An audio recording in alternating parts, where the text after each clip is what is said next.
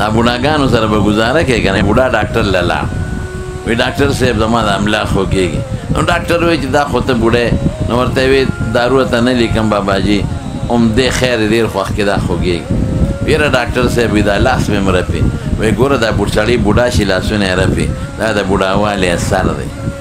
بیا ورته ډاکټر صاحب نظر مې هم کمزوری دی وایي باباجي دا هم د بوډاوالي اثر دی د سړی بوډا شي ملی هم خوږېږي لاس یې م رپي نظر یې م کمي وایي ډاکټر صاحب غوږونه مې هم کمزوري دي وایي باباجي دا ټول د بوډاوالي اثر دی ولې درته بې ځایه دارو لیکم نو باباجي غوسه شو وایي اصلې بوټ په اټک په دروازه لیکلی دی